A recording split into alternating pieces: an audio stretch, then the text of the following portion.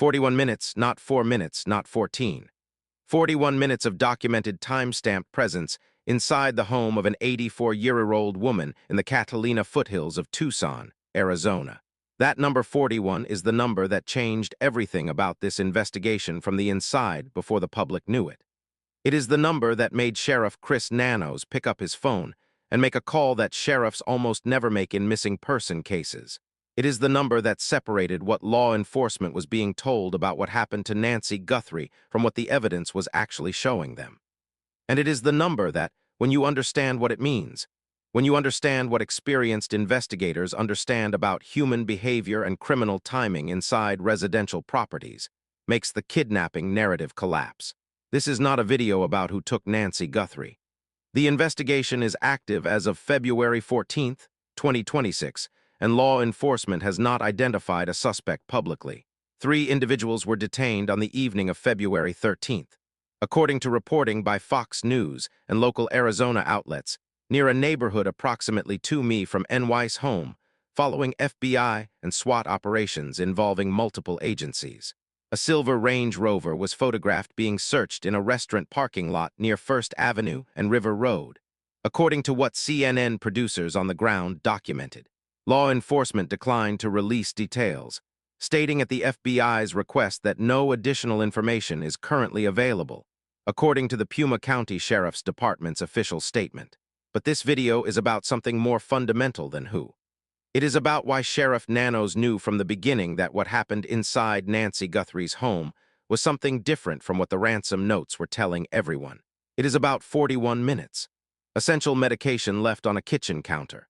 Security cameras that failed in ways that suggested prior knowledge, ransom communications that violated every behavioral pattern of professional abduction for financial gain, and DNA found at the property that does not belong to Nancy or anyone close to her. According to the Pima County Sheriff's Department's official statement released on February 13th, it is about why a veteran sheriff, the moment he reviewed what investigators found at the scene, called in homicide detectives for a case where nobody had been found.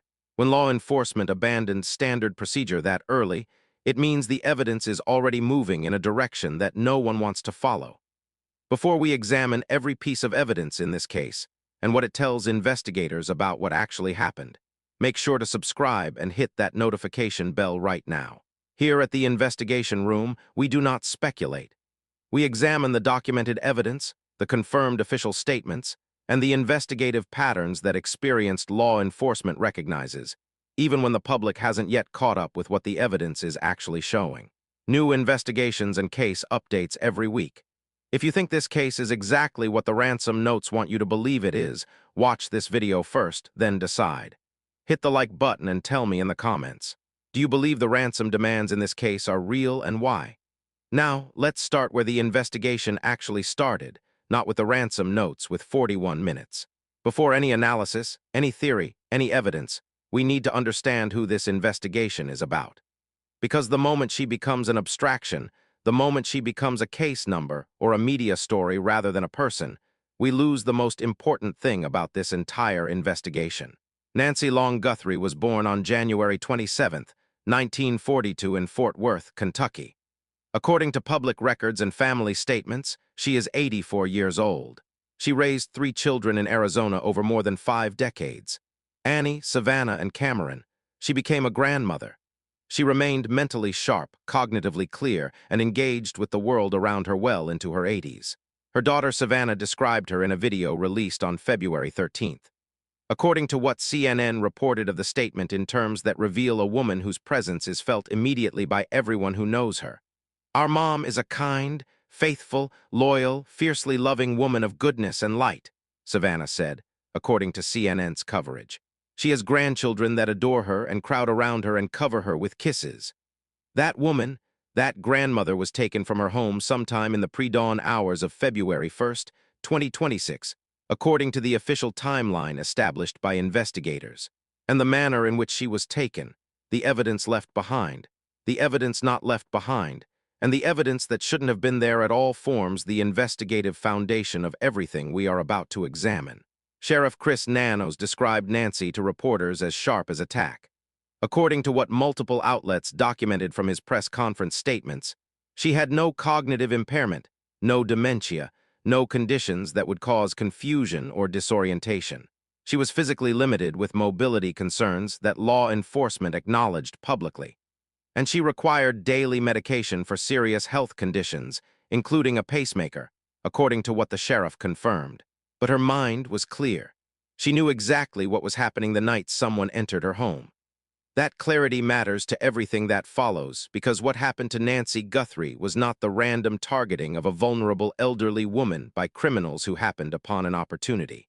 According to what the evidence pattern shows, what happened required detailed knowledge, specific knowledge.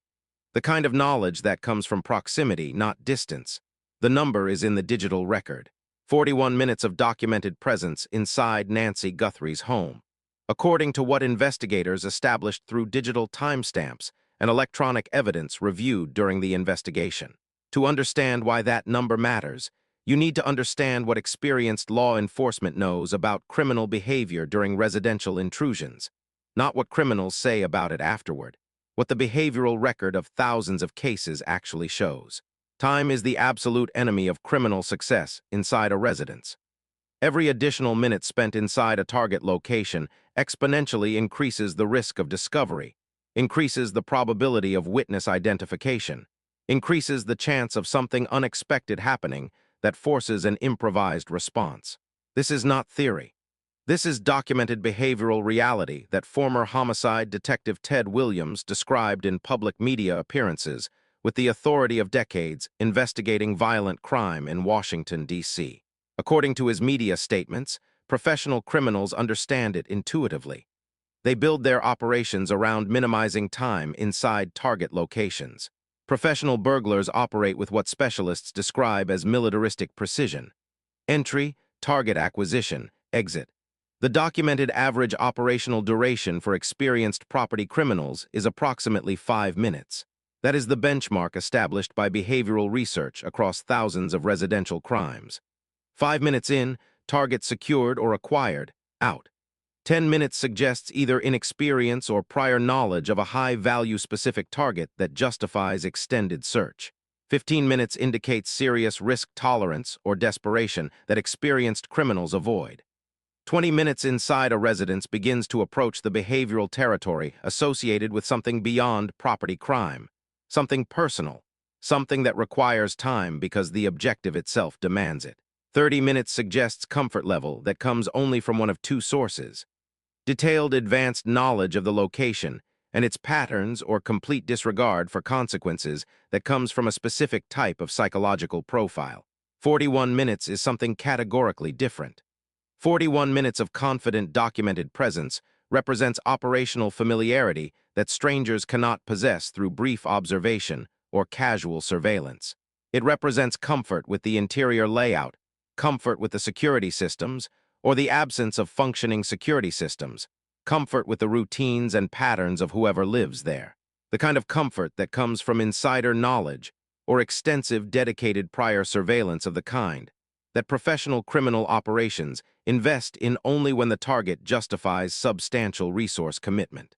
Former homicide detective Williams stated this conclusion directly in media appearances. According to what outlets reported of his analysis, 41 minutes inside a residence indicates that the individuals involved possessed detailed knowledge of the property. They understood its layout. They felt comfortable with the security situation. They operated with confidence that should not exist among strangers encountering a residential target for the first time. Think about what that means specifically for this case. Someone spent 41 minutes in the home of an 84-year-old woman with limited mobility in the complete darkness of pre-dawn hours, without triggering any response that would have forced early departure, without creating any commotion that reached neighbors with enough time and enough comfort to conduct whatever activity their presence there required. That is not the behavior of a stranger who identified Nancy Guthrie as an opportunistic target. That is the behavior of someone who knew this home, who had been there before in some capacity, under some circumstances, who understood exactly what to do and how much time they had to do it.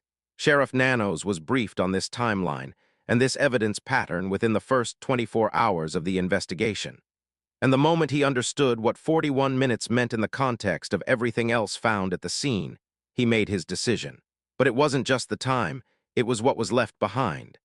Nancy Guthrie's essential medications remained in her home after whoever took her spent 41 minutes inside it. According to what Sheriff Nanos confirmed publicly, not hidden, not locked away, accessible, visible on the kitchen counter where she kept them for easy morning access. According to what the investigative record suggests, the sheriff was specific in his public statements about the nature of these medications. According to what reporters documented from his press conference, these were not lifestyle supplements, not optional wellness products. These were pharmaceuticals managing serious medical conditions whose absence creates rapid physiological deterioration. The specific conditions were not disclosed to protect family privacy, but the medical necessity was unambiguous. These medications maintained N.Y.'s physiological stability, prevented dangerous complications, and kept her alive and functional. Missing a single day of treatment for conditions of this severity can trigger serious medical episodes. According to what the sheriff indicated in his public statements, missing multiple days creates cascading health crises that threaten survival regardless of any other circumstances. After 13 days, the medical implications of that detail are impossible to set aside. Now consider what professional kidnapping for financial gain requires. Not as theory as documented operational necessity, established through decades of criminal cases investigated by law enforcement around the world. Victims must be kept alive, reasonably healthy, manageable until ransom collection is complete. Dead victims cannot be exchanged for money. Critically ill victims become operational liabilities rather than assets. They require emergency medical intervention that creates exposure. They become unpredictable. They complicate negotiation timelines. They force decisions that experienced kidnappers plan meticulously to avoid. Essential medication keeps victims stable. It prevents the medical emergencies that could force premature contact with hospitals or emergency services. It maintains the operational timeline that ransom negotiation requires. Any professional kidnapping operation, any operation genuinely motivated by financial extraction from the Guthrie family, would have taken those medications not as an afterthought, as basic operational necessity. They were not taken. This forces an uncomfortable fork in the analytical road. Either whoever spent 41 minutes in N.Y.'s home did not understand the medical necessity of those medications despite spending enough time there to see them, and to conduct whatever else they were doing, or they understood the medical necessity, and the medications were left behind deliberately. The first possibility requires explaining how someone with enough insider knowledge to spend 41 comfortable minutes in the residence failed to understand a basic aspect of the person they were supposedly taking. The second possibility points towards something that investigators consider extremely carefully: a medical situation that may not have required medication maintenance, because the timeline of the operation did not extend to where that maintenance would become relevant. Former Homicide Detective Williams, in his public media analysis of this case, identified the medication abandonment as one of the details that most profoundly challenged the kidnapping narrative, according to what outlets reported of his statements. His assessment was direct. This detail, combined with the 41-minute timeline and the security system evidence, pointed toward planned, deliberate operation that did not include keeping Nancy alive long enough for successful ransom collection to be relevant. Sheriff Nanos heard this analysis from his own investigators, and it confirmed the professional judgment that was already forming based on what the 41 minutes alone told him. Then investigators looked at the cameras. Nancy Guthrie's residence was equipped with what the investigative record describes as a professional-grade security installation, according to what was established during the investigation. Multiple cameras positioned to provide comprehensive coverage of key areas around the property perimeter. A Google Nest doorbell camera on the front porch, additional cameras at interior locations during the 41-minute window when someone was present in her home. According to the digital timeline, investigators established the interior cameras were not functioning, not broken by mechanical failure, not disabled by power surge or random equipment malfunction, inoperable in a manner that suggested deliberate intervention or critically advanced knowledge of which specific systems needed to be addressed. The doorbell camera disconnected at 1:47 a.m. according to the precise timestamp Sheriff Nanos presented in his February 5th press conference. Not because it malfunctioned, because someone disconnected it, as the recovered surveillance footage would later demonstrate. Professional security systems include redundancies specifically designed to prevent this type of selective targeted failure. Backup power supplies, tamper alerts, multiple overlapping cameras. These redundancies exist precisely because security companies understand that criminals will attempt to disable surveillance. The systems are built to make complete disabling extremely difficult without detailed knowledge of the specific installation. The pattern of camera failure at NY's home indicated something that investigators recognized immediately. According to what the subsequent investigative decisions reflected, this level of security system awareness indicates familiarity that cannot be achieved through casual observation from the street. Someone had to know specifically which equipment needed to be addressed. The camera placement, the equipment specifications, where the connections were, how the system operated. That knowledge comes from one of two sources according to the investigative analysis that specialists have shared publicly in the context of this case. Direct personal experience inside the residence or detailed information provided by someone who possessed that personal experience. Detective Williams addressed this specific aspect in his public media appearances. According to what was reported, security system knowledge of this specificity indicates prior legitimate presence on the property. He assessed, according to those reports, contractors who worked on installation or maintenance, service providers with regular interior access, social contacts who had been inside frequently enough to understand the layout and the systems. This observation aligned with something that investigators noted early in their canvass of NY's neighborhood. According to what reporting from the scene documented, a neighbor specifically commented to investigators, according to what media coverage reported, that NY's roof appeared recently and unusually well-maintained, clean, and kept compared to neighboring properties that had accumulated typical seasonal weathering. This observation suggested recent contractor activity, work that would have given a professional legitimate reasons to spend extended time on and around the property, opportunities to observe security installations, multiple return visits that would build familiarity with patterns, routines, and vulnerabilities. Service professionals possess exactly the insider knowledge that the evidence pattern in this case required. They understand property layouts because they work within them. They observe security equipment because they navigate around it. They develop familiarity with resident schedules because they coordinate their work around them. They have reasons to be there that no one questions. The timing of NY's disappearance added another dimension to this analysis that investigators could not ignore. Nancy Guthrie was taken on the exact weekend that Savannah Guthrie was scheduled to travel internationally for NBC's coverage of the 2026 Winter Olympics. According to what the reporting on Savannah's professional commitments documented, Olympic coverage assignments are not spontaneous decisions. They are determined weeks or months in advance through complex network planning that involves production teams, travel arrangements, broadcasting logistics, accommodation coordination, and international credential processes. Savannah's assignment would have been known to her professional circle, her social contacts, and by extension, anyone within the extended network of people who interacted with the Guthrie family in personal or professional capacities. Someone with knowledge of that travel commitment would understand specific things about the vulnerability window it created. Nancy would potentially be alone for extended periods. Immediate family response to any emergency would be complicated by Savannah being internationally located and involved in a major live broadcast commitment. The primary family member most likely to mobilize quickly and decisively in a crisis situation would be physically distant and professionally occupied. The precision of this timing landing on the exact weekend of Savannah's scheduled departure is difficult to attribute to coincidence according to the investigative framework that experienced law enforcement applies to timing analysis. Coincidences in criminal cases exist, but coincidences that align perfectly with the specific vulnerability windows created by the private scheduling decisions of close family members deserve scrutiny proportional to the precision of the alignment.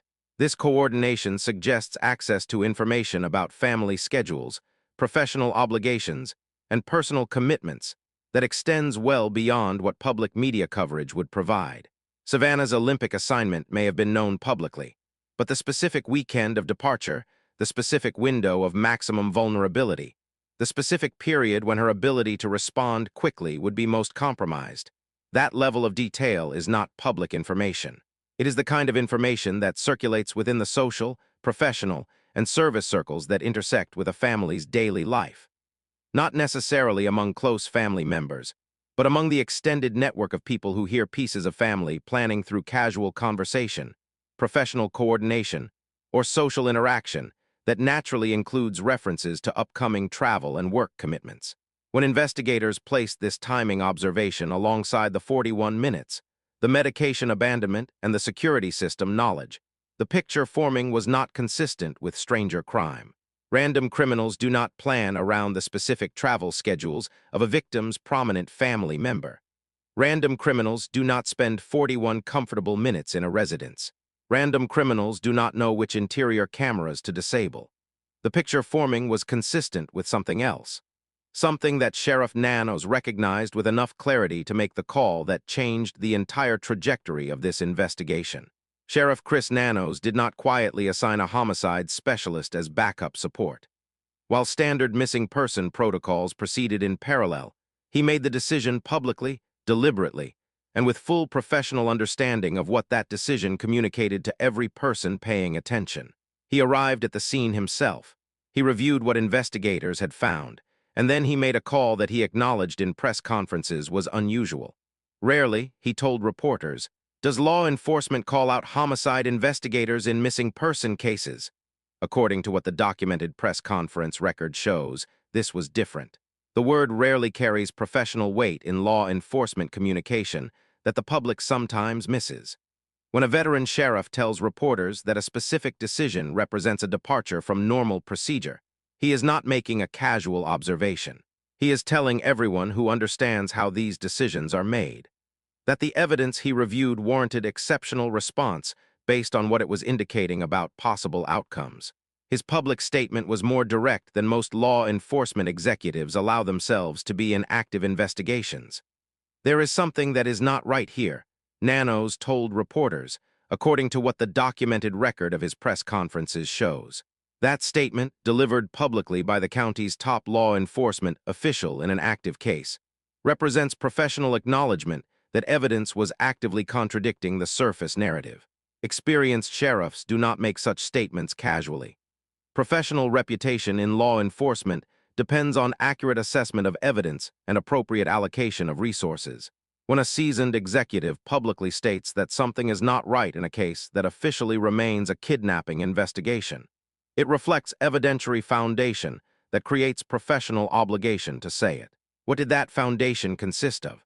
The 41 minutes the medications left behind, the security systems compromised with insider knowledge, the timing that coincided precisely with family travel commitments, and something else that the public would not learn for nearly 2 weeks. DNA. On February 13, 2026, according to the official statement released by the Pima County Sheriff's Department, investigators confirmed that DNA collected from Nancy Guthrie's property does not belong to Nancy Guthrie or to people who had close contact with her.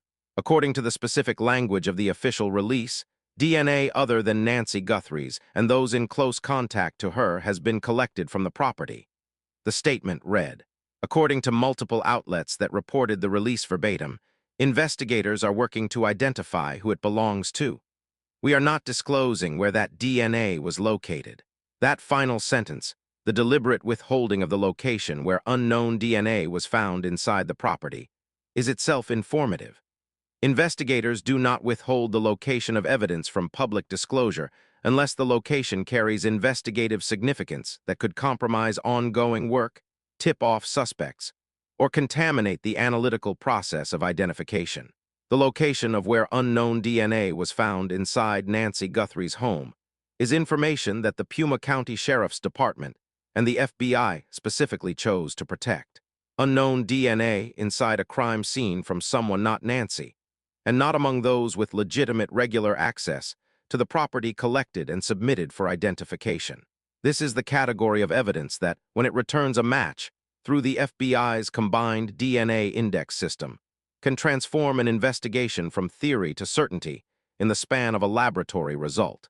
The decision to involve homicide investigators from the beginning ensured that all DNA evidence was collected with the chain of custody standards that criminal prosecution requires. Nothing was contaminated, nothing was mishandled. Every sample was documented according to protocols designed to survive rigorous legal challenge. When the case reaches the courtroom, it is clearly being built toward. Against everything the evidence inside N.Y.'s home was telling investigators. The ransom communications arrived, and investigators who have spent careers studying professional kidnapping operations recognized something immediately when they reviewed what was being sent. These communications did not fit the behavioral pattern of real abduction for financial gain. Not in small ways, in fundamental ways that experienced investigators who have studied professional ransom operations across decades recognize as categorical departures from how these crimes actually operate. Professional kidnapping for financial gain follows consistent operational patterns that have remained stable across different criminal organizations, geographic regions, and decades of law enforcement investigation. These patterns are not arbitrary stylistic preferences. They are operational necessities that reflect the logical requirements of successfully extracting money from a family while managing law enforcement pressure. Communication must be consistent, frequent enough to maintain family urgency and compliance, structured enough to move toward collection, specific enough to provide a payment pathway. Professional kidnappers communicate on schedules that balance the need to keep family pressure high against the risk of law enforcement interception and tracing. Proof of life is not optional. It is the fundamental transaction of legitimate ransom negotiation. The family provides money. The criminals provide the victim. For that transaction to proceed, the family must have ongoing evidence that the victim is alive, and that payment will result in return. Without credible, verifiable, regular proof of life, a family's willingness to pay deteriorates rapidly. Experienced kidnappers provide proof of life because their entire operation depends on it. Deadlines serve specific purposes in professional ransom operations. They create payment urgency. They compress the decision timeline in ways that make rational resistance more difficult. But they are not meant to pass without consequence. Deadlines that pass without follow-through communicate operational weakness and reduce family compliance with future demands. The Nancy Guthrie ransom communications from the beginning violated all of these patterns. Multiple deadlines passed without credible follow-through or rescheduling. According to what the documented timeline of communications shows, a $6 million Bitcoin demand with a 5:00 p.m. Thursday deadline arrived at Kun TV, according to their report, and a second deadline for the following Monday. Both passed according to what the timeline documents without the consequences or continued negotiation pressure that professional kidnapping operations maintain. Communication became erratic rather than systematic, inconsistent rather than structured. The family was receiving messages, then gaps, then messages from sources whose authenticity couldn't be verified, according to what the reporting around the communications documented. Most critically, no acceptable proof of life was provided, according to what law enforcement sources told reporters covering the investigation. No specific details about N.Y.'s current condition. No location markers confirming her current status. No personal information that only Nancy could provide that would demonstrate ongoing direct access to her. The FBI special agent in charge of the Phoenix office, Heath Jane, addressed the ransom question in public statements. According to what was reported, whether to pay any ransom, he said, is ultimately the family's decision. According to the FBI's advisory position on the matter, but the absence of verifiable proof of life left the family and investigators without the fundamental evidence that legitimate ransom negotiations produce. Former FBI Special Agent Catherine Schweit, who investigated a strikingly comparable case in rural Wisconsin in 2003, made this point directly in her interview with NBC News. According to their reporting, in the Wisconsin case, an 88-year-old grandmother was abducted by her granddaughter's boyfriend for ransom. The criminal communicated aggressively and consistently from the beginning, according to Schweit's account, because successful financial extraction was genuinely the goal. Payment was the motive. The victim was the asset. The communication reflected that. If you were going to abduct somebody for cash, why wouldn't you aggressively try to get the cash by communicating with the family right from the start? Schweit said, according to NBC News, so you could get your money and return the victim. The question answers itself. The absence of consistent aggressive proof of life-backed communication in the Nancy Guthrie case tells investigators something about whether financial extraction is actually the operational objective. Then Derek Kalla happened, and in a case already complicated by questions about ransom authenticity, Kalla's arrest added an entirely new layer. On February 4, 2026, Annie Guthrie and her husband Thomas Ocean received a text message from an unknown number. According to the federal criminal complaint, the message read, according to court documents, "Did you get the Bitcoin? We're waiting on our end for the transaction." 3 minutes later, a family member received a 9-second call from the same number. Investigators traced that number through VIP registration to Derek Kalla, 42, of Hawthorne, California. According to the complaint, he was arrested on February 5th. He admitted to sending the messages. According to the complaint, his explanation, he had been watching television coverage of the case and was trying to see if the family would respond. According to what the complaint documented of his statements, he got the family members' contact information, he told investigators, from a cyber website. Kalla's arrest on federal charges, including transmitting a demand for ransom in interstate commerce and using telecommunications to harass with anonymous intent, according to the charges filed, served multiple investigative purposes simultaneously. It removed a fraudulent communication from the investigative landscape. It demonstrated the speed and effectiveness with which investigators can trace digital communications when they choose to pursue them. And it sent a message formalized in the Department of Justice statement that the United States Attorney's Office and the FBI would continue to hold accountable anyone seeking to interfere with federal investigations or profit from a victim family's grief. But Kalla's arrest also highlighted something about the authentic ransom communications that remained unresolved. If one person with no connection to the crime could identify family members' contact information and send demanding texts through VIP technology within days of national media coverage, how does an investigator distinguish that fraud from legitimate communications generated by actual perpetrators? The answer, according to what law enforcement experts have explained in the context of this case, lies in proof of life. Authentic communications from people who actually have Nancy would include information that only someone with access to Nancy can know.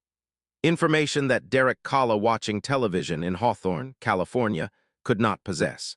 The absence of that information from any of the ransom communications is itself investigatively significant. By the time investigators had reviewed the 41-minute timeline, the medication abandonment, the security system knowledge, the timing coordination with family travel, the behavioral anomalies in the ransom communications, and the presence of unknown DNA in the residence, 3 working theories had taken shape, each supported by different aspects of the evidence, according to the analytical framework the investigation was building. Theory 1, kidnapping that went wrong. Someone identified Nancy Guthrie as a target for financial gain. The knowledge of Savannah's prominence, her television platform, her public visibility suggested to a criminal mind that the family possessed resources worth targeting. They planned the operation with enough attention to detail to disable the security camera, to time the approach for the pre-dawn hours to bring equipment, including the black Ozark Trail backpack, documented in the surveillance footage recovered by the FBI. But they underestimated the complexity of what successful abduction actually requires. When complications arose, when law enforcement response proved more sophisticated than anticipated, when the ransom negotiation process became more difficult than their planning had accounted for, the operation began to deteriorate. Communication became erratic because the perpetrators were managing a situation they hadn't fully prepared for. Proof of life wasn't provided because providing it created risks their planning hadn't addressed. This theory explains the initial ransom demands and the early communication patterns. It accounts for mistakes that more experienced operators would avoid. It provides a framework for understanding why the communications look increasingly amateur as the case develops. But it struggles with the evidence that contradicts it. The 41 minutes of confident presence inside the residence contradicts the operational inexperience that would explain the communication failures. The security system knowledge demonstrates sophistication that coexists uncomfortably with the amateurism of the ransom communications. The medication abandonment remains unexplained by operational incompetence. because even inexperienced criminals would understand that keeping an elderly woman with serious cardiac conditions alive requires her medications. Theory 2, staged abduction designed to misdirect investigation. What happened to Nancy Guthrie occurred for personal reasons that had nothing to do with random criminal targeting, financial disputes within family or social circles, business conflicts involving property, inheritance, or investment, personal grievances arising from resentment, history, or psychological factors that created motive for targeting Nancy specifically rather than randomly. The ransom element provided a cover story, a narrative designed to point the investigation toward stranger crime, toward external criminal threat, toward the framework of kidnapping for financial gain, rather than toward the people closest to Nancy with the most detailed knowledge of her life, her vulnerabilities, and her circumstances. This theory better explains several of the most troubling evidence patterns. The familiarity with the home demonstrated by 41 minutes of confident presence reflects personal access rather than external surveillance. The security system knowledge reflects intimate understanding gained through legitimate presence, not criminal reconnaissance conducted from a distance. The timing coordination with family travel schedules reflects insider knowledge of the Guthrie family's planning rather than public information about Savannah's NBC assignments. The medication abandonment, which is the most difficult element to explain through the kidnapping theory, becomes more analytically coherent under this scenario. If long-term survival of the victim was never part of the actual operational objective, regardless of what the ransom communication suggested, then the medications are irrelevant. They were not taken because they were not needed for the operation as it was actually planned. The ransom notes under this theory were not demands from actual captors. They were elements of a constructed narrative designed to be found, designed to be reported, designed to shape the investigative framework in a direction that pointed away from whoever was actually responsible. This would explain why multiple ransom deadlines passed without follow-through. Not because incompetent kidnappers failed to manage their operation, but because the deadlines were never real. The communications were theater, and theater does not require the consistency that genuine operational necessity demands. Theory 3, insider involvement enabling the operation. Someone with direct access to Nancy Guthrie's life, schedules, and personal vulnerabilities either participated directly in what happened or provided essential information to individuals who carried out the operation. This involvement does not necessarily imply direct participation by close family members. The extended social, professional, and service circles that intersect with any person's life include many individuals who possess varying degrees of knowledge about schedules, security systems, property layouts, and personal circumstances. Contractors who worked on the home, service providers who made regular visits, social contacts who were present frequently enough to observe patterns and develop familiarity. Any of these individuals might have provided critical information intentionally or inadvertently to someone who used it to plan and execute what happened on the morning of February 1st. They might have mentioned NY's routine, described her security system, noted that a family member would be traveling internationally on a specific weekend, identified the camera locations, described the interior layout. Information that seems casual and harmless in one context becomes operational intelligence in the hands of someone planning a crime, with the specificity demonstrated by the evidence in this case. The investigative implication of this theory is that the suspect pool is not limited to strangers or to close family. It includes the extended network of people whose legitimate interactions with Nancy Guthrie over months or years created the knowledge base that the 41-minute operation required. Investigators focused their attention on specific questions designed to systematically narrow this pool according to what the investigative record of the case reflects.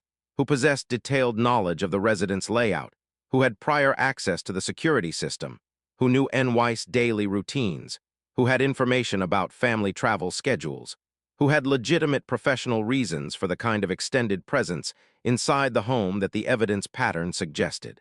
Contractors were examined intensively, according to what the investigative record indicates. Service providers were interviewed. The neighbor's observation about the recently cleaned roof became a specific investigative lead, pointing toward professional activity at the property in the period before the disappearance. Multiple Pima County agencies, the FBI, Morirana PD, Oro Valley PD, and Sahuarita PD, according to what media on the ground documented during the February 13th operations, participated in the coordinated law enforcement activity that resulted in 3 individuals being detained. While the theoretical frameworks above represent investigative analysis rather than established fact, the forensic evidence being collected and processed in this case represents material that does not care about theories. It simply is what it is. The FBI's Video Forensic Analysis Unit erected a white forensic tent outside NY's home on February 12th, according to what Fox News Digital reported with photographs of the operation. Specialists who have worked other major cases, including the Brian Koberger investigation, according to Fox News Digital's reporting based on their sources, were on site. An osteometric board was brought in. Investigators recreated nighttime conditions to match those on the morning of February 1st, according to what a law enforcement source told CNN. The result of that work was a physical description that the FBI published officially on February 12th. According to what multiple outlets reported of the announcement, a male suspect approximately 5'9" in to 5'10" in tall, average build, carrying a black 25L Ozark Trail hiker pack, the specific private label Walmart backpack that has since become one of the most analyzed items in a criminal investigation in recent memory. The height determination, according to former FBI Executive Assistant Director Joshua Schooley, who analyzed the methodology for CNN, was produced through technology he described as extremely accurate, according to CNN's reporting of his statement. This is not an estimate. It is a forensic measurement derived from specialized analysis conducted at the actual location by a specialized unit with calibrated instruments. That backpack, the Ozark Trail Hiker Pack, confirmed as black and 25L by the FBI's official description, is exclusively sold through Walmart. According to what the private label brand designation means, every backpack sold at Walmart creates a potential transaction record, credit card purchases, loyalty account data, in-store security footage. If this backpack was purchased at Walmart, and most Ozark Trail products are, the pathway from product to purchaser may exist in retail data that investigators with appropriate legal process can access. Several gloves have been recovered during the investigation, according to the Pima County Sheriff's Department's official statement, which clarified that the closest gloves were found approximately 2 mi from the home. According to what the statement specified, the gloves visible in the surveillance footage, the vinyl or heavy-duty rubber type designed to prevent fingerprint transfer, are the kind of evidence that yields DNA from the inside. When a person wears gloves during physically demanding activity, the interior surface collects biological material. Sweat, skin cells, DNA that the gloves were specifically worn to prevent leaving behind is instead concentrated on the interior surface they were in contact with. Those gloves are in forensic analysis, according to confirmed reports. The results are not yet public, and then there is the unknown DNA found at the property itself. DNA other than Nancy Guthrie and those in close contact to her has been collected from the property. According to the official Pima County Sheriff's Department statement released on February 13th, investigators are working to identify who it belongs to. According to the same statement, the location is being withheld from public disclosure. Unknown DNA inside a crime scene from someone with no established legitimate presence at that location. This is the category of evidence that resolved the cases of the Golden State Killer, the Idaho student murders, and dozens of other investigations that had stalled or seemed impossible to break. When forensic genealogy is applied to a DNA profile that doesn't match any existing law enforcement database entry, it can identify biological relatives whose family trees lead to the individual who left the sample. It can work backward through generations of family history to arrive at a specific person. The technology exists, the capability exists, the sample apparently exists. The question is whether the DNA profile is of sufficient quality for that analysis to proceed and what it will reveal when it does. On the evening of February 13th, 2026, the investigation took a significant visible turn. Fox News, citing a local law enforcement source, reported that 3 individuals were detained in connection with the Nancy Guthrie investigation. According to their reporting published on February 13th, the source described the detained individuals as 2 males and one of their mothers. According to the specific details Fox News published, The source indicated a warrant had been served, according to the reporting, and noted that during warrant execution, technically everyone is detained. According to the specific context provided, the Pima County Sheriff's Department confirmed law enforcement activity near Orange Grove Road and North First Avenue, approximately 2 mi from NY's home. According to their official post on social media, multiple agencies were present. According to what 13 News reporter Shah Mawini, who was among the first at the scene, documented vehicles from the Pima County Sheriff's Department. The FBI, Morirana PD, Oro Valley PD, and Saharita PD were all visible at the location. According to his reporting, a silver Range Rover was photographed being searched in the parking lot of a Culver's restaurant near First Avenue and River Road, approximately 2 mi from the primary scene.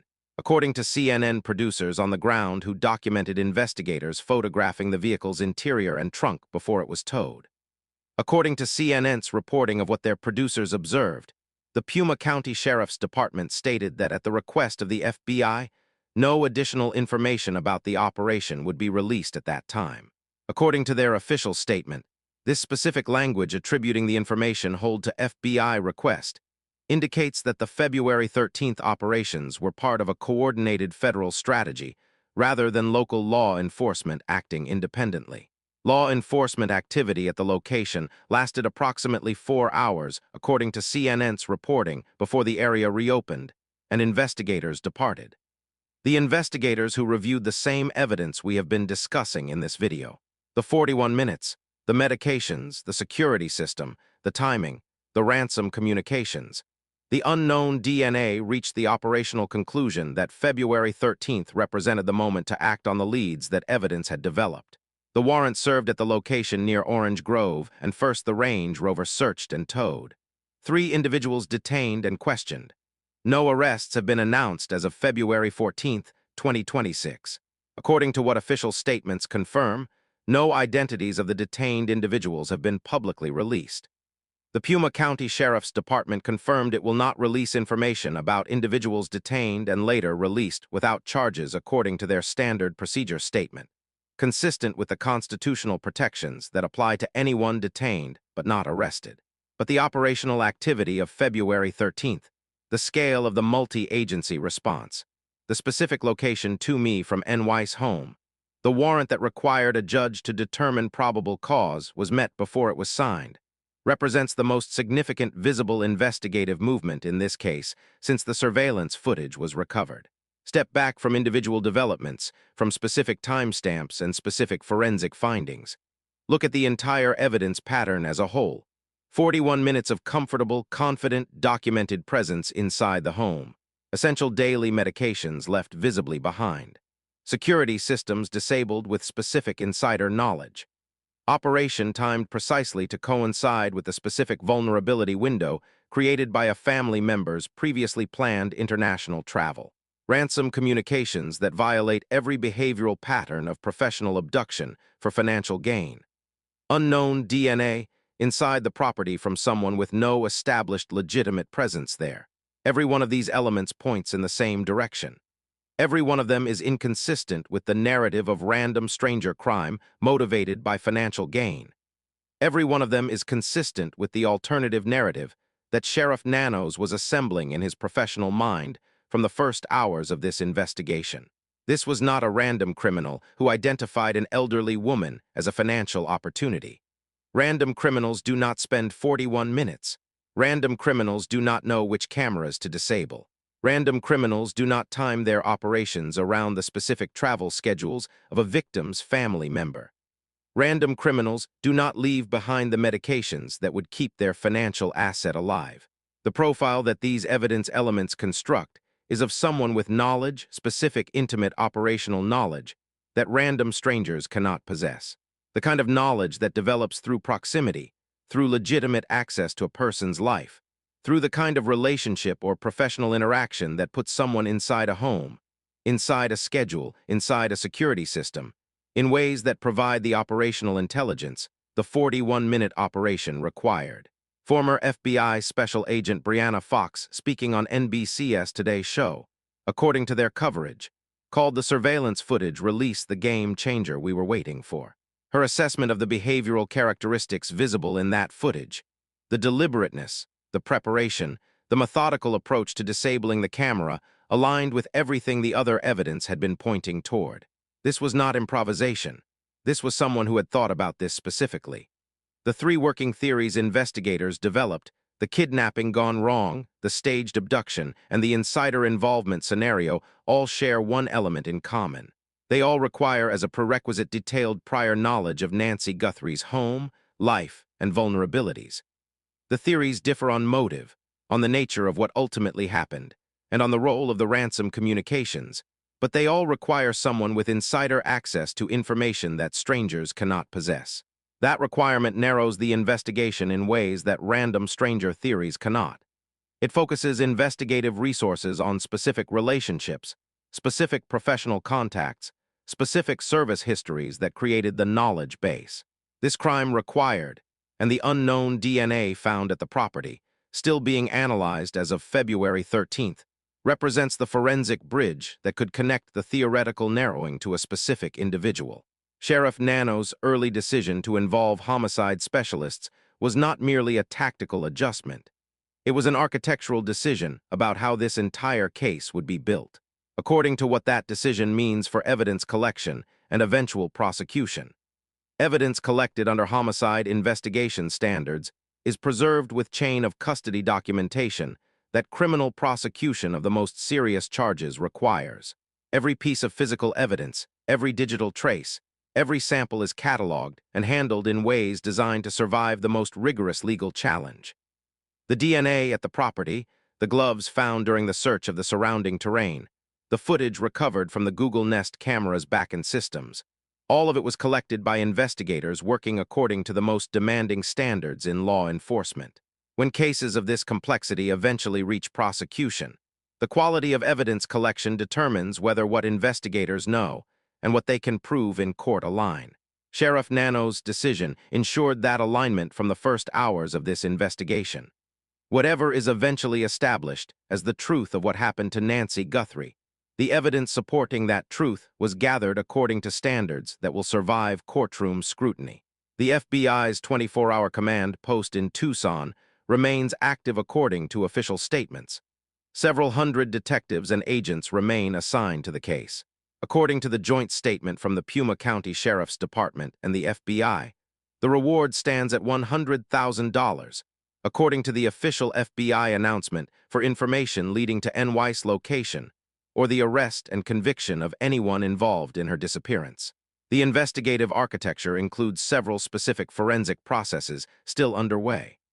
According to what the evidence record shows, the unknown DNA from the property is being identified through comparison against law enforcement databases and potentially through forensic genealogy methods, according to what the investigative capability available to the FBI allows. The gloves found approximately 2 mi from the home are in analysis for DNA that could have been deposited on their interior surfaces during use. The cell tower data from the period around 2:00 a.m. on February 1st is being processed for phone activity that would identify who was in proximity to NY's home during that window. According to what investigative methodology this type of analysis employs, each of these parallel forensic processes represents an independent pathway to identification.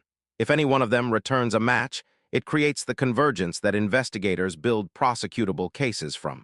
Multiple independent streams of evidence pointing at the same individual. And there is the second surveillance video, the footage from approximately 4 miles from NY's home, captured at 10:52 a.m. on February 1st. According to what NBC News reported after reviewing it, showing a person wearing and carrying backpacks at the exact time investigators have established as critical to the sequence of events. Law enforcement sources told TMZ, according to their reporting, that the FBI is specifically focused on that individual.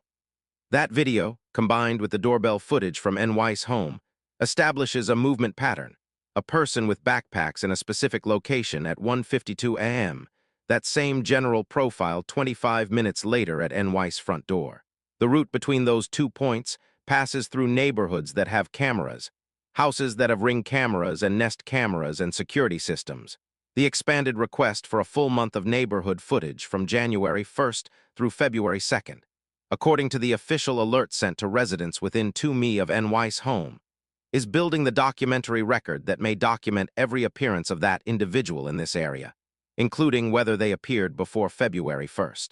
Nancy Long Guthrie was born on January 27, 1942. She raised a family. She built a life in Arizona over 5 decades. She attended game nights and kept Sunday church appointments by video. She was someone her daughter described as a woman of goodness and light with grandchildren who cover her with kisses. Someone who knew her home, her schedule, and her vulnerabilities took her from that home in the pre-dawn hours of February 1st. Someone who spent 41 minutes inside that home with a confidence that strangers simply cannot possess. Someone who knew which cameras to disable. Someone who knew the window of vulnerability created by family travel. Someone who left behind the medications that only matter if you intend the victim to survive long enough for them to be relevant. The investigation has produced unknown DNA from the property. 3 individuals detained on the evening of February 13th near a location 2 mi from NY's home. A Range Rover searched and towed. Multiple agencies executing a coordinated warrant, a reward of $100,000. Over 18,000 tips processed. Sheriff Nanos said good leads on February 12th, according to what Kell reported. And then February 13th happened. The operations, the warrant, the detentions, the evidence that was always pointing somewhere specific is now actively being followed to that somewhere. The forensic work that was always building toward convergence is now producing the results that warrant searches and justify detentions. The investigative architecture that Sheriff Nanos built from the first hours of this case, built for prosecution rather than just investigation, is now being tested against the evidence it was designed to support. This investigation has been presented with complete respect for Nancy Guthrie and her family. Every analysis presented here is grounded in official law enforcement statements, court documents, and verified reporting from national news organizations. The theories presented are working frameworks that investigators use to analyze evidence patterns, not conclusions about any specific individual's guilt. If this investigation moved you, subscribe to the Investigation Room. Hit that notification bell. We will continue to track this case as the forensic results come in and as the investigation moves toward the resolution it is clearly building toward. After 14 days, Nancy deserves to come home. Her family deserves answers. The evidence deserves to produce justice. The investigation continues.